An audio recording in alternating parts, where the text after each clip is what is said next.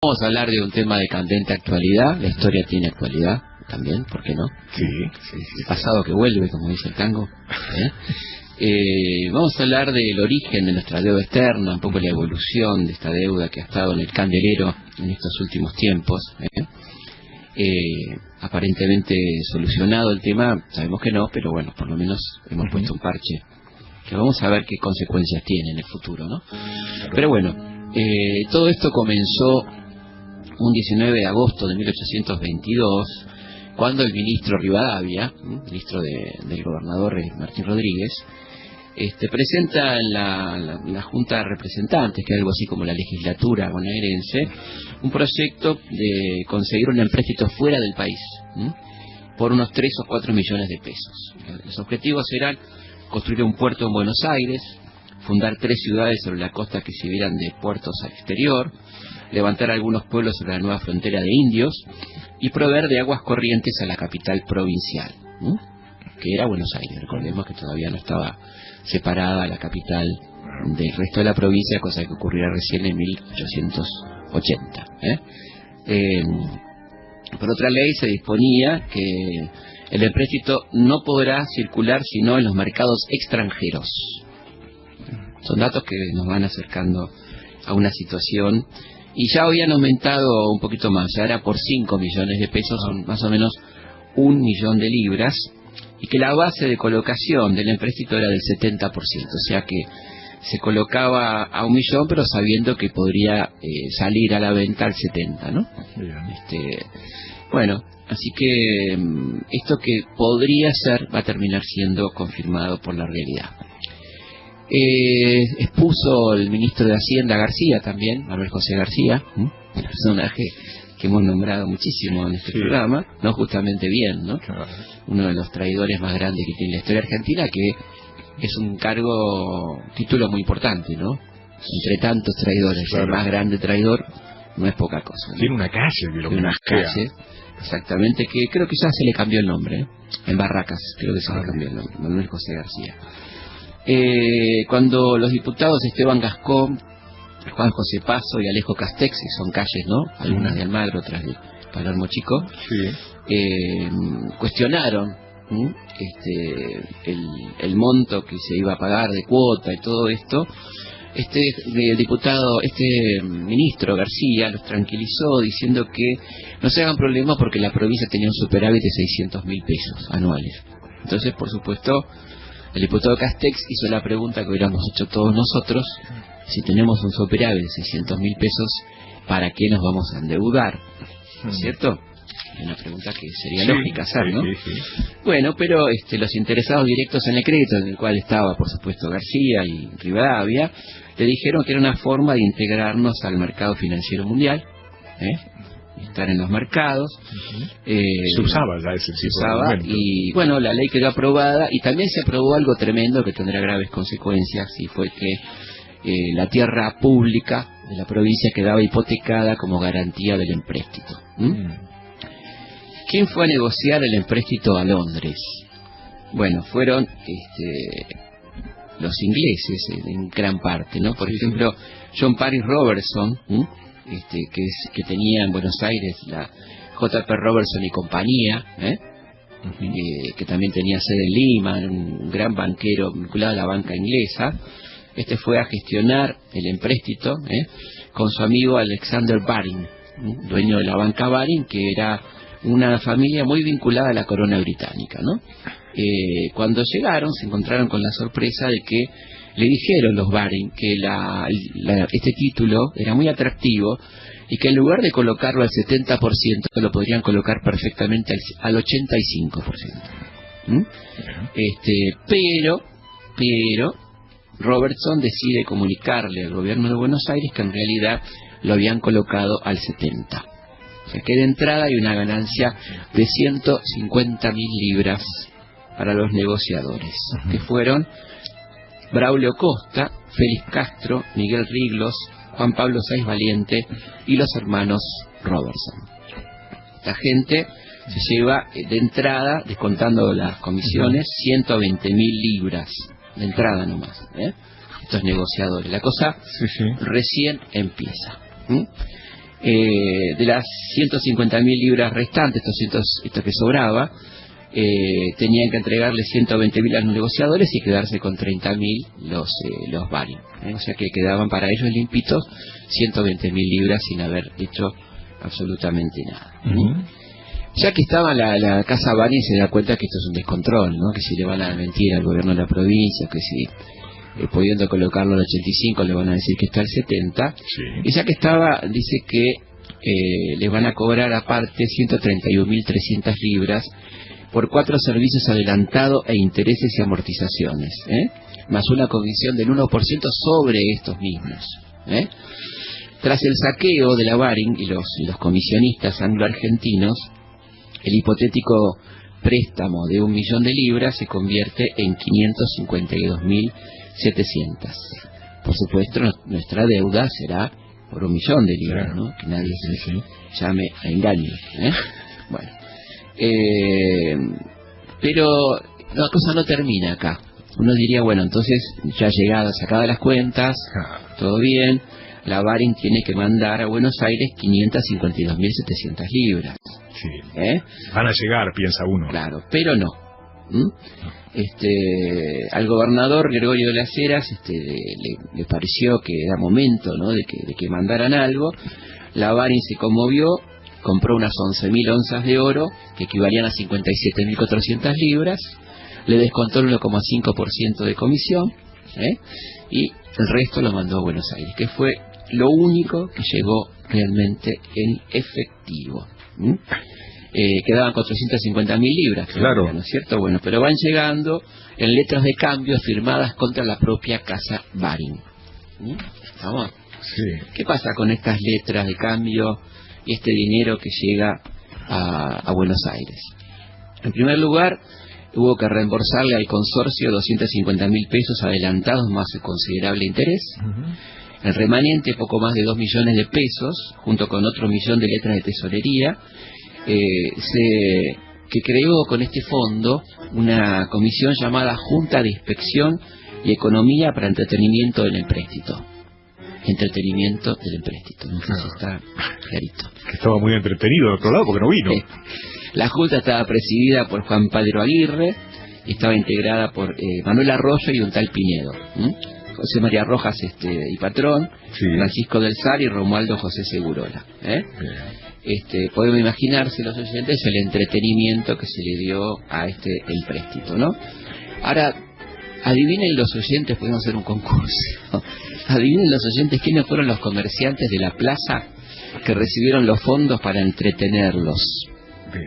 Efectivamente, sí. Braulio Costa y los hermanos Robertson, que se llevaron 878.000 pesos, William Robertson, que se llevó 264.000 pesos, el hermano de John Parry, claro, y Miguel Riglio, otro negociador que se llevó 100.000 pesos, ¿no? En total la Junta Administradora prestó 2.014.000 pesos hasta el año 1825. Es interesante lo que dice el historiador David Rock sobre esta situación tan irregular. En Buenos Aires los especuladores entonces presionaron para que los beneficios del préstamo de Baring se repartieran y convertir la deuda interna en deuda externa, con la conversión al valor nominal de los títulos que habían reunido.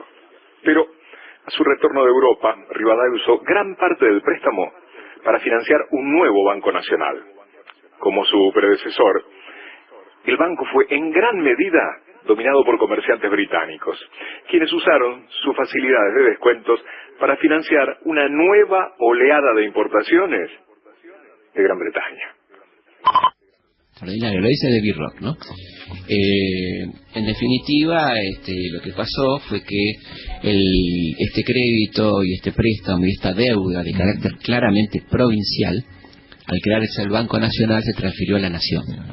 Y la deuda de carácter nacional se va a terminar de pagar, tomada en 1824, se va a terminar de pagar en 1904, durante la presidencia de Roca, y para ese entonces la Argentina le había pagado a la Casa Baring 23.734.000 pesos fuertes. Es algo impresionante, y por supuesto se seguirá tomando deuda, Y hay una pregunta que a mí me parece interesante que nos hagamos en este domingo, en este horario tan apropiado, entre raviol y raviol, es ¿por qué creemos nosotros que la Argentina es un país deudor? Cuando la Argentina tenía muchísimo capital, como vimos tenía la provincia un superávit, ¿por qué no se recurrió al crédito interno y se recurrió a este negociado escandaloso con la banca británica, ¿no? Entre otras cosas estaba en curso el reconocimiento de la independencia argentina por Gran Bretaña, que, o casualidad, vendrá casi automáticamente con el empréstito Baring. Como dice bien Eduardo Galeano, nos independizamos volviéndonos dependientes, ¿no? De alguna manera esto es lo que pasó en casi toda América Latina, es un proceso muy similar, y la banca es la Baring, la Hewlett, son las que hacen los empréstitos a los nuevos estados, donde comienza claramente ya, sin ninguna duda, ¿no? Cosa que había empezado antes, pero se consolida la dependencia de Gran Bretaña, que además nos va a empezar a imponer este modelo agroexportador a nuestros países, ¿no? De productores de commodities y compradores de manufacturas. Con Estados Unidos no se animaban en esa época, ¿no? A convencerlos de préstamos, todavía ni de no, modelos. Estados Unidos era como respetuosa de la zona de influencia británica todavía, ¿no? Se metió mucho más en el Caribe, pero no tanto en el sur. Pero al revés, digo, los ingleses no se animaban para convencer a los estadounidenses de esto. Era otra cosa, habían tenido una tremenda guerra, ¿no? Así que no estaban en eso. O sea, empezaban a ser los primos, como van a hacerlo de ahí en adelante. Este es el comienzo, entonces, nuestra deuda externa argentina. Luego de esta aventura rivadaviana, ¿no? Que nos empezó a endeudar tremendamente, al que siguieron otros préstamos, durante el gobierno de Rosas hubo un intento de canjear la deuda por las Malvinas, a partir de Manuel Moreno, el embajador argentino en Londres, un intento que fracasa, pero que propiciaba, digamos, el reconocimiento por parte de Gran Bretaña de nuestra soberanía. Si se sentaban a negociar, ya había un indicio de reconocimiento de soberanía, y esto, por supuesto, fue advertido por los muy astutos diplomáticos británicos, y por eso no se dio esa negociación y comenzó el paraguas de la soberanía, ¿no? La deuda siguió creciendo hasta que se produjo una situación absolutamente explosiva con la asunción de Miguel Juárez Celman, un hombre que incrementó la deuda e incluso inventó un sistema notable que fue el de los bancos garantidos, autorizando a los bancos privados a emitir papel moneda con respaldo oro del Estado. El Estado compraba oro en el extranjero, respaldaba a la banca privada, se endeudaba enormemente, se promovía la bicicleta financiera, fue el momento de auge de la bolsa, de negocios financieros espectaculares, una primera patria financiera, podemos decir, y esto termina con el primer default argentino en 1890. Esto es denunciado muy claramente por don Leandro Alem. Comienza la revolución del 90, ¿no? Que tiene a Mitre y Alem como dos de sus líderes. Mitre del lado de la continuidad, digamos, de la vuelta al poder de los grupos roquistas y mitristas, del cual se había separado un poco Juárez Celman para hacer sus propios negocios, ¿no? Si bien Celman había llegado al poder por el amparo de Roca, cuando está en el poder empieza a hacer negocios dejando afuera al círculo mitrista y roquista, ¿no? En cambio, el reclamo de Alem tenía que ver con la honestidad administrativa, con el derecho al voto, con el fin del fraude, ¿no? Esa es la famosa revolución del 90. Imposible de cumplir para los otros sectores. Desde ya, absolutamente. Entonces ahí, durante ese periodo de crisis del 90, una crisis tremenda que hace tambalear a la banca inglesa, incluso, ¿no? Pone en crisis a la propia Baring. Aquí ocurre el primer corralito, la gente va a los bancos y no puede sacar su dinero, y había un ministro de Economía llamado Wenceslao Pacheco que dice que ha encontrado la solución a la deuda externa, muy interesante, la verdad que no estaba el premio Nobel todavía, se le podían haber dado. ¿En qué consistía la solución? En tomar nueva deuda para pagar deuda vieja. Un maestro Pacheco, ¿no? Extraordinario. Sonando una sirena, me parece lo viene a buscar a Pacheco, ¿no? Bueno, esto siguió, digamos, la Argentina se siguió endeudando. Lo que pasa es que empezó a haber años de vacas gordas donde hubo un nivel de financiamiento, pero lamentablemente esta rémora déficit financiero complicó mucho los superávit fiscales o comerciales que tuvimos en algún momento, ¿no? Sí, y no impidió que los ingleses avanzaran sobre algunos sectores de la economía. Yo recordaba el tema de los ferrocarriles, donde esperaron primero que hubiera capital nacional y donde fueron sobre seguro para invertir ellos. Después que el capital nacional invirtió, ¿no? Ahí tenemos entonces un momento de gran avance de esto.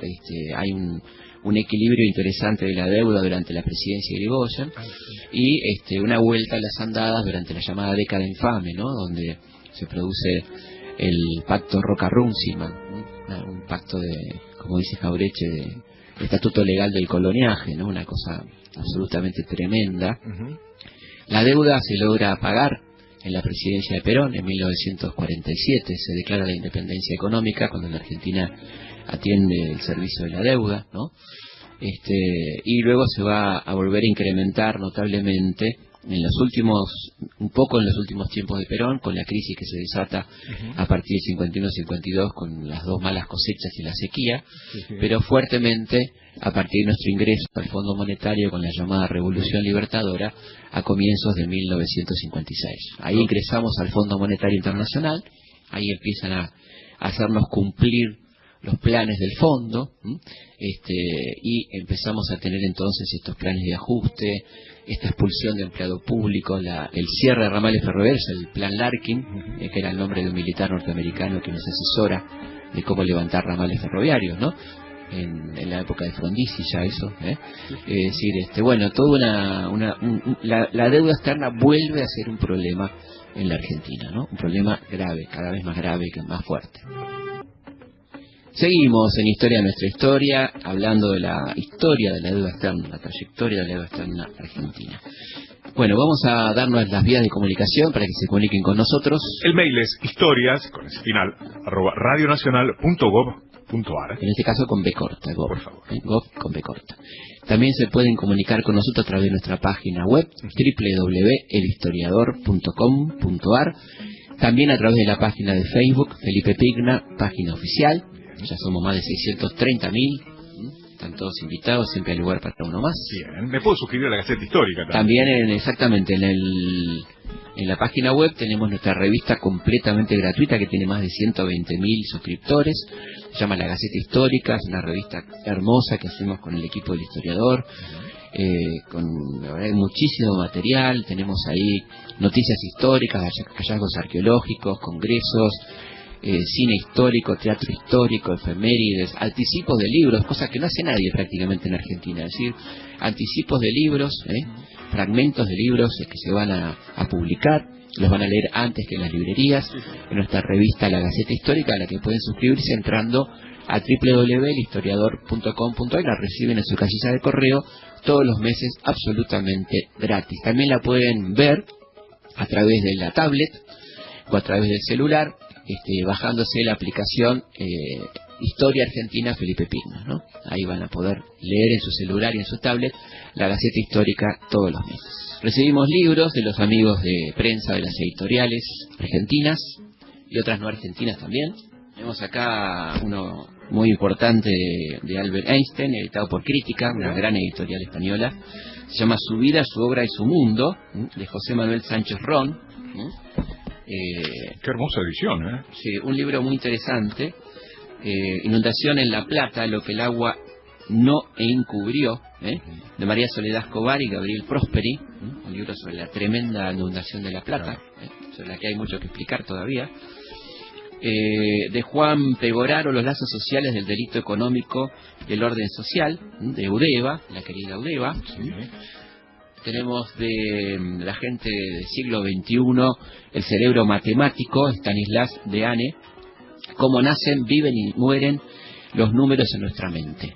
En mi caso mueren enseguida, te digo, sí, cosa, no sé cómo, pero los números desaparecen rápidamente. Un libro muy necesario para este momento, publicado por los amigos de Paidós, Jacques Alain Miller y otros, Desarraigados, sobre la problemática de los llamados refugiados, en otros casos inmigrantes, ¿no? Un tema dramático al que Occidente le presta, la verdad, que muy poca atención, olvidándose que son los causantes de este drama, ¿no? Estas son coletazos del colonialismo, lo que estamos viendo en este momento, ¿no? Europa debería hacerse cargo del daño causado y recibir a esta gente, no con cuotas o encerrándolos en campos de concentración, sino recibiéndolos como se merecen, cosa que no está ocurriendo. Dudas, sugerencias, comentarios. Comunicate con Historias de Nuestra Historia a través de nuestro mail. Comunicate con historias@radionacional.gov.ar.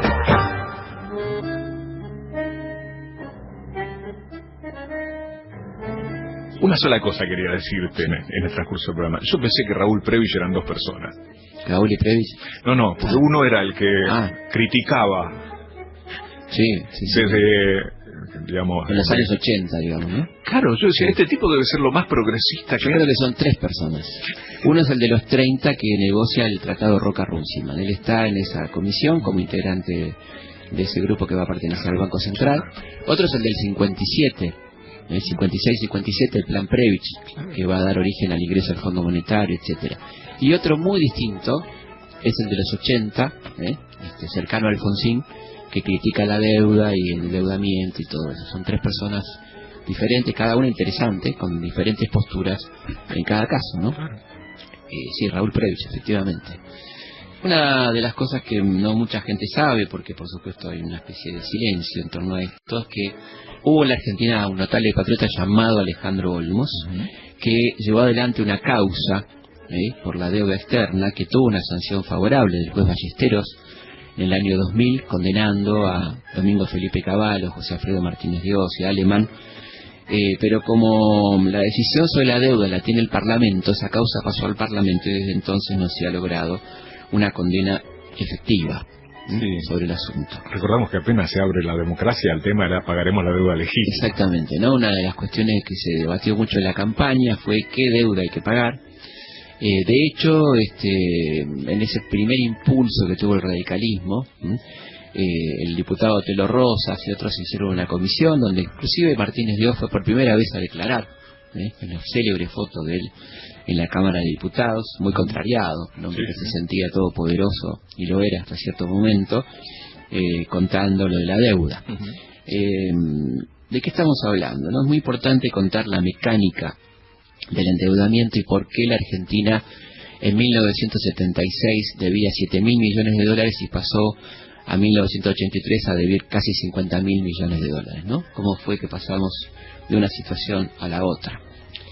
En primer lugar, el endeudamiento fue compulsivo, ¿no? Es decir, aprovechando las tasas relativamente bajas que había en el mercado mundial en aquel momento, por el auge del petrodólar, que depositaban los países árabes, el aumento del precio del petróleo, la Argentina, el gobierno argentino se endeudaba a través de las empresas estatales, que eran todas, no había ninguna privatizada, estaba YPF, estaba Agua y Energía, Ferrocarriles Argentinos, Fabricaciones Militares, etcétera, etcétera, etcétera.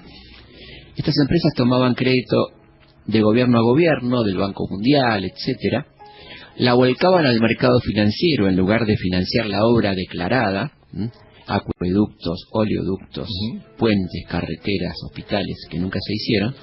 El mercado financiero tomaba a bajísimas tasas, la represtaba a altísimas tasas y pagaba intereses que imposibles de sostener, de hasta un 10% mensual, naciendo entonces el concepto de la plata dulce. Pero la deuda argentina crecía exponencialmente. Hay documentos descubiertos por Alejandro Olmos donde se habla de un mínimo de toma de deuda obligatoria para una empresa en la que se conservan datos como Agua y Energía de 200 millones de dólares. A vos te dijo Alfredo Eric Calcaño en su momento, con cláusulas leoninas, según el análisis de los abogados de los prestadores. De los prestadores. Exactamente, una cosa verdaderamente horrenda. Vamos a escuchar entonces al patriota Alejandro Olmos hablando de la mayor estafa al pueblo argentino. Producto del conocimiento de todo lo que estaba ocurriendo durante la dictadura militar, determina que me presente a la Justicia Federal denunciando el problema de la deuda en el marco de todos los ilícitos del proceso. Allí se inicia esta investigación judicial, que lleva ya 15 años. y que ha servido y sirve para acumular prueba sobre prueba que acreditan que la deuda externa es la mayor estafa de la historia de los argentinos. Otro momento interesante de lo que dice Alejandro Olmos, en este caso el hijo de Alejandro Olmos que sigue la lucha de su padre, es que la deuda externa argentina no tiene justificación. Vamos a escuchar entonces a Alejandro Olmos, hijo. Los peritos que analizaron prolijamente el tema sintetizaron diciendo que la deuda externa argentina no tiene justificación, ni económica, ni administrativa, ni financiera. Es decir, la plata esa, que venía de Europa y de Estados Unidos fundamentalmente, había que utilizarla, y bueno, la Argentina fue por eso el Fondo Monetario, corresponsable en el endeudamiento, monitoreaba prolijamente cómo se iba produciendo el stock de endeudamiento. Y el Ministerio, la Secretaría de Programación y Coordinación Económica, que manejaba el doctor Klein, cada 3 meses enviaba circulares a las empresas diciendo pueden endeudarse hasta esta suma de dinero, aunque no necesitaran la plata. El tema es que había que contraer deuda. El juez Ballesteros fue el juez al que le tocó la causa iniciada por el patriota Alejandro Olmos, ¿no? Vamos a escuchar qué tiene para decir Ballesteros sobre la personalidad de este patriota realmente que fue don Alejandro Olmos. A mí la personalidad de Olmos me llamó la atención, bien me llamó la atención desde un primer momento, porque a diferencia de muchas personas que buscan a través de alguna denuncia o de alguna participación en un expediente, es lo que buscaba era encontrar una verdad en un expediente, y no tenía apuro, pobre, no pudo tenerlo tampoco con tantos años de trámite, pero sí buscaba encontrar la verdad, y no buscaba ser el protagonista de esa verdad. Él quería que el protagonista de la verdad fuera el expediente. Un buen tipo, un tipo bien, un tipo bárbaro. Vamos a poner un poquito de humor en medio de esta pálida, que es hablar de la deuda, y en este caso siempre recurrimos a nuestro queridísimo Tato Bores, hablándonos en su programa sobre la deuda externa. Buenas noches. Buenas noches. Yo soy Rick, el traductor de Johnny. Rick, el traductor de Johnny. Mucho gusto. ¿Es this Tato Bores? Pregunta si usted es Tato Bores. Sí, soy Tato Bores. Are you sure? My God, what kind of a bloody asshole is this debtor? Está encantado con ustedes, Gonzalo. Yo también, sí.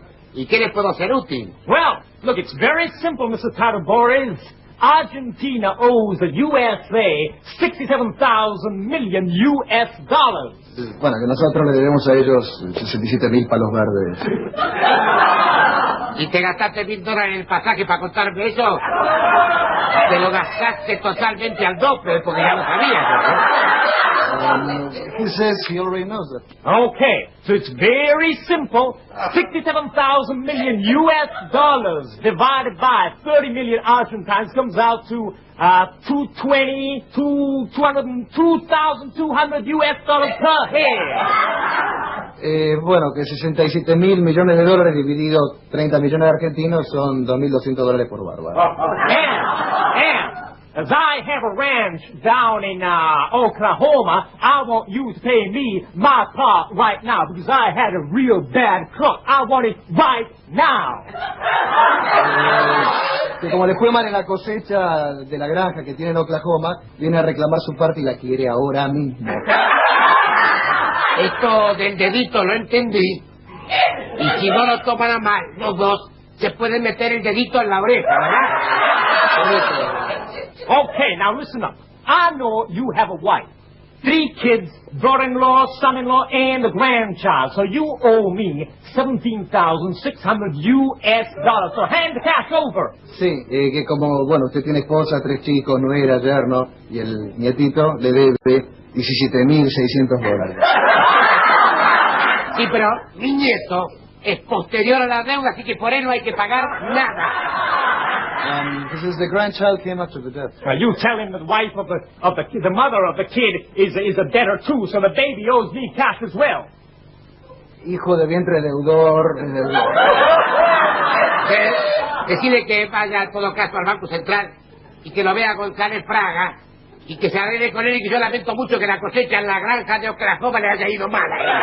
Escuchame una cosa, decirle que la deuda es entre países, que no es entre personas, no tenemos nada que ver, ciudadanos. Y además, ahora que le mandamos las fragatas al Golfo, la cosa se está negociando de otra manera. The debt is between countries, not between citizens. Now Argentina sent these ships through the... Listen up, Paddle Boys! Don't you pay the wise guy with me! You owe me that cash and you're gonna pay me right now! Do you get it? You're gonna pay me right now! And just because you guys send 2 fucking sailboats to the Gulf, we're not gonna spare you of the debt! Sí, dice que gracias por los barcos. Que está contento que le mandan los barcos a Estados Unidos. The ships, you can shove the ships! Espera, por favor. The ships, the troops, the missiles up your ass! You understand? You can shove the fucking ships up your ass! El programa suyo en Oklahoma va en ascenso, Una pregunta importante es si la deuda se hace para resolver los problemas de la Argentina o para resolver los problemas de la banca, ¿no? La respuesta a esto, la voz de Alejandro Olmos. Entonces el Fondo Monetario, el Banco Mundial y los distintos organismos internacionales encontraron como solución destinar esta enorme masa de dólares a países que pudieran absorberlos como créditos. La Argentina fue uno de los países elegidos. Es decir, que la deuda externa se fabrica, dicho de forma así concreta, no para resolver los problemas de la Argentina, sino para resolver los problemas de la banca mundial.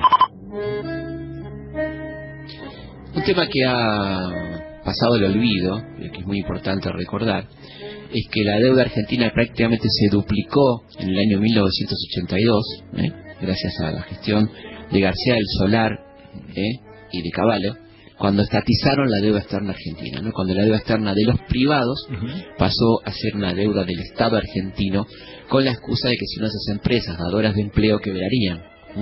Y el Estado argentino entonces socializó la deuda de unas pocas empresas, que son más o menos unos 21.000 millones de dólares. Vamos a escuchar lo que dice al respecto Alejandro Olmos. Se aplicó el régimen del seguro de cambio, que es la forma por la cual se realiza esta estatización. ¿En qué consiste el seguro de cambio? Que las empresas declaraban una determinada deuda externa y obtenían un seguro que consistía en que al momento del pago de la deuda el Estado le garantizaba la misma tasa de cambio que existía al momento de contraerla. Vale decir, un ejemplo concreto: si una deuda se contrajo a 10 pesos por dólar, a los 3 años el dólar estaba a 100 pesos. El supuesto deudor pagaba 10 pesos. La diferencia del primer valor al segundo lo pagaba el Estado. Es decir, de esta forma se transfirió la deuda privada al Estado. Ahora, una de las cosas realmente criminales desde el punto de vista penal es que, como la mayoría de la deuda privada estaba constituida por autopréstamos, es decir, el Estado se hizo cargo hasta de una deuda que las empresas no tenían. Creemos que la mejor forma de terminar este programa es con la célebre carta del cacique Guaycupuro, algo que se publicó allá por 1992, en torno al 5º centenario, donde habla este cacique, que fue un guerrero notable, resistente a la ocupación española al comienzo del siglo XVI.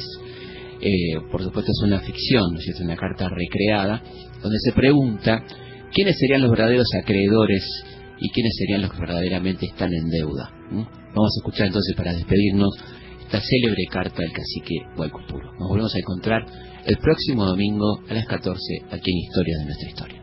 Señores, aquí pues yo, Guaycaipuro Cuauhtémoc, he venido a encontrar a los que celebran el encuentro. Aquí pues yo, descendiente de los que poblaron la América hace 40,000 años, He venido a encontrar a los que la encontraron hace solo 500 años. Aquí, pues, nos encontramos todos. Sabemos lo que somos y es bastante. Nunca tendremos otra cosa. El hermano aduanero europeo me pide papel escrito con visa para poder descubrir a los que me descubrieron.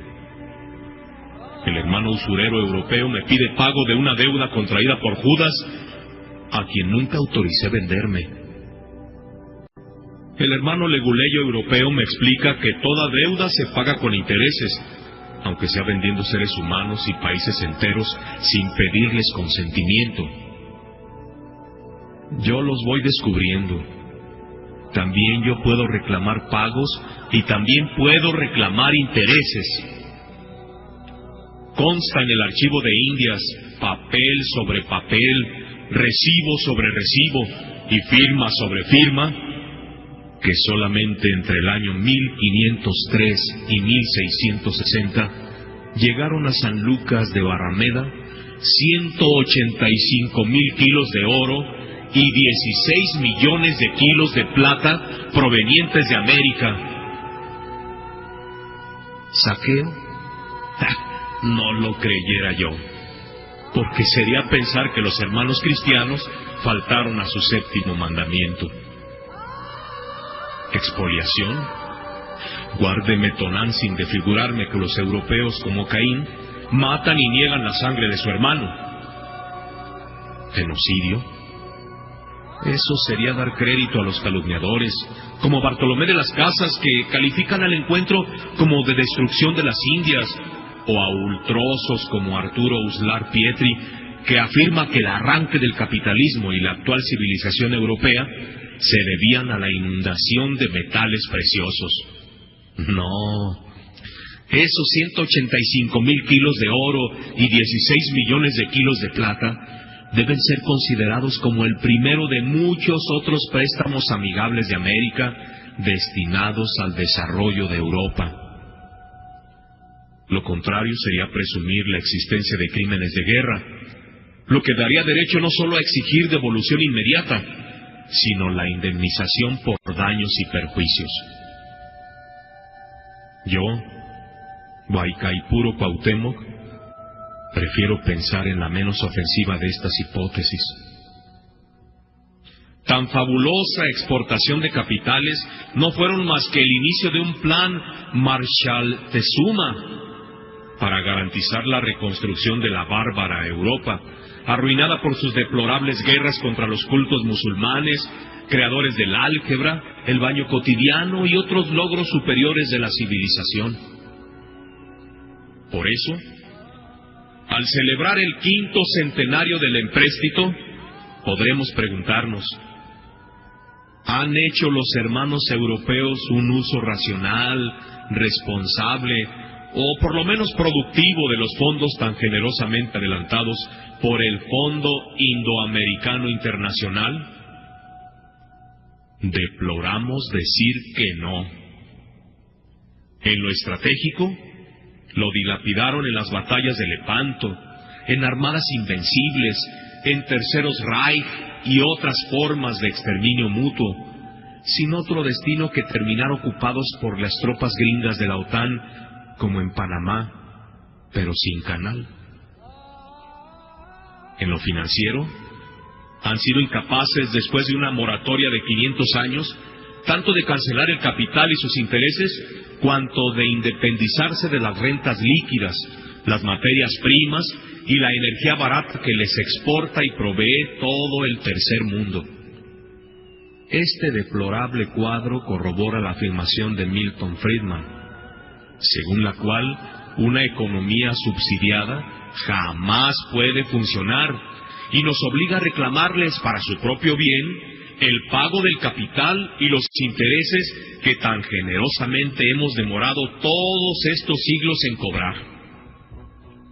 Al decir esto, aclaramos que no nos rebajaremos a cobrarle a nuestros hermanos europeos las viles y sanguinarias tasas del 20 y hasta el 30% de intereses que los hermanos europeos le cobran a los pueblos del tercer mundo. nos limitaremos a exigir la devolución de los metales preciosos adelantados, más el módico interés fijo del 10%, acumulado solo durante los últimos 300 años, con 200 años de gracia. Sobre esta base, y aplicando la fórmula europea del interés compuesto, informamos a los descubridores que nos deben, como primer pago de su deuda, una masa de 185,000 kilos de oro y 16 millones de plata, ambas cifras elevadas a la potencia de 300. Es decir, un número para cuya expresión total serían necesarias más de 300 cifras y que supera ampliamente el peso total del planeta Tierra. Muy pesadas son esas monedas de oro y plata. ¿Cuánto pesarían calculadas en sangre? Aducir que Europa en medio milenio no ha podido generar riquezas suficientes para cancelar ese módico interés sería tanto como admitir su absoluto fracaso financiero y la demencial irracionalidad de los supuestos del capitalismo. Tales cuestiones metafísicas, desde luego, no nos inquietan a los indoamericanos.